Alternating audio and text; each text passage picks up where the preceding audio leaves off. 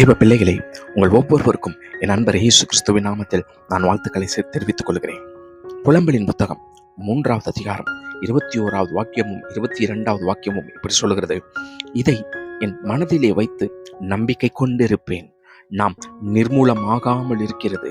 கர்த்தருடைய கிருபையே, அவருடைய இரக்கங்களுக்கு முடிவில்லை என்று சொல்லப்பட்டிருக்கிறது. எதை நாம் மனதில் வைத்து நம்பிக்கை கொண்டு இருக்க வேண்டும்? நாம் நிர்மூலமாகாமல் இருப்பது, நாம் அழிவில்லாமல் வாழ்ந்து கொண்டு இருப்பது, நாம் அழிந்து போகாமல் இருப்பது அவருடைய கிருபை. காரணம், அவருடைய இரக்கங்களுக்கு முடிவே கிடையாது என்று சொல்லப்பட்டிருக்கிறது. ஆம் பிரியமானவர்களே, எவ்வளவு தவறுகளை நாம் செய்திருக்கிறோம். தேவனுக்கு விரோதமான காரியங்கள் எத்தனை கொடிதானதை செய்திருக்கிறோம். எதை கர்த்தர் செய்யாதே என்று சொல்லுகிறாரோ அதை நாம் மீறி செய்கிறோம் அல்லவா?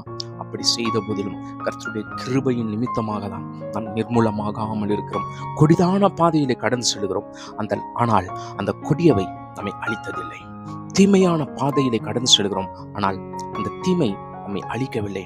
காரணம், கர்த்தர் நாம் செய்த தீமைக்கு தக்கதாக தண்டனை கொடுத்து நம்மை மனந்திரும்பும்படியான போக்கை உண்டு பண்ணுகிறார். அது நிமித்தமாக தான் அவருடைய கிருபையை நாம் அண்டிக் கொண்டு இருக்கிறோம். தேவ பிள்ளைகளே, நீங்கள் எந்த சூழ்நிலைகளை காணப்பட்டு கொண்டு இருந்தாலும் பரவாயில்லை, இப்பொழுது எந்த நிலைமையில் இருந்தாலும் பரவாயில்லை.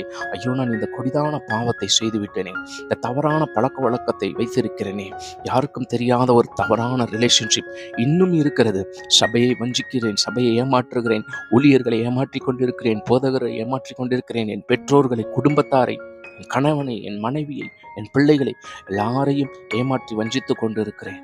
நான் செய்து கொண்டிருக்கிற பாவம் எனக்கு நன்றாக தெரியும், ஆனால் என்னால் விடுதலை பெற முடியவில்லையே என்று கலங்கி கொண்டிருக்கிறீர்களா? தேவ பிள்ளையே, நீ இந்த தவறு நிமித்தமாக தான் இந்த குழப்பத்திற்குள்ளே மனம் நிம்மதி இல்லாமல், சமாதானம் இல்லாமல், குடும்பத்திற்குள்ளே ஒற்றுமை இல்லாமல் ஒவ்வொரு நாளும் பிரச்சனையோடு காணப்பட்டு கொண்டிருக்கிறாய். மட்டாய் தண்டிக்கிறார். அந்த தண்டனையிலிருந்து தப்பித்துக் கொள்வதற்கு அவருடைய கிருபையை பற்றிக்கொள்.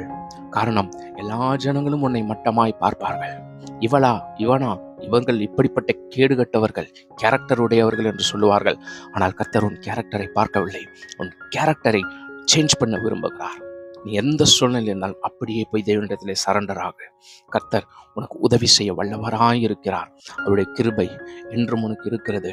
உன்னை அழிவில்லாமல் பாதுகாத்து கொண்டிருப்பது அவருடைய கிருபை. காரணம், அவர் இரக்கம் நிறைந்தவர். அவருடைய அன்பிற்கு முடிவில்லாதபடியால் அந்த அன்பின் கிருபையில் உன்னை அழைக்கிறார். இப்பொழுதே ஓடிவா, உனக்கு நிம்மதியையும் சமாதானத்தையும் நீ இழந்ததையும் பெற்றுக்கொள்ளும்படியாக செய்வார். God bless you.